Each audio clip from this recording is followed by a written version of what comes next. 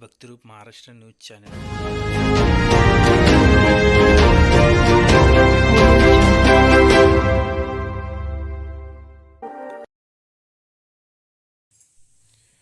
सोलापुरातील जाती अंत व अल्पसंख्याक संघर्ष समिती युवा आघाडीच्या वतीने पोलीस आयुक्त व पोलीस ग्रामीण अधीक्षक यांना निवेदन दिले। किती तरुण मुलं आता बहकलेले आहेत, त्यांना समजवणे हे तरुण मुलांचे डोके भडकण्यासाठी हे लोक येतात आणि त्रास सगळ्यांना होतो।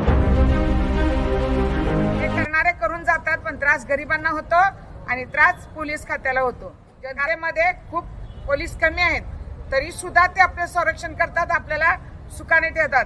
याच्याबद्दल परत एकदा त्यांचं भाजपचे 2 आमदार, एक तेलंगणचे व एक महाराष्ट्राचे आले होते।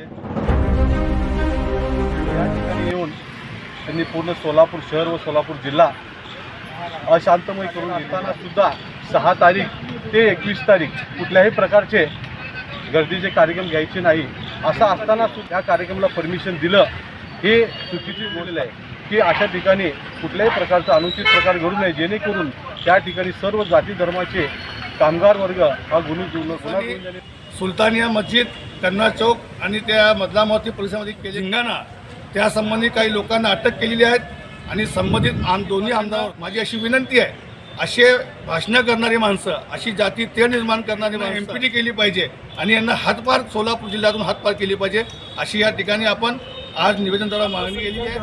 हक्क संघर्ष समिती, त्याचबरोबर जातीयंत संघर्ष समिती आणि डेमोक्रेटिक फेडरेशन ऑफ इंडिया आणि आपल्या सोलापूरचे पोलीस आयुक्त आदरणीय माने साहेबांना आम्ही निवेदन दिलेलं आहे। या निवेदनाने आम्ही असं स्पष्ट म्हटलेलं आहे की नख लावत असेल तर त्याला त्या पद्धतीने उत्तर देण्याची तयारी आज जनतेने ठेवली पाहिजे। या देशामध्ये कायदा, आपण सर्वजण राष्ट्रीय एकात्मता, सामाजिक ऐक्यता जोपासली पाहिजे, हे आमचं आव्हान या ठिकाणी आम्ही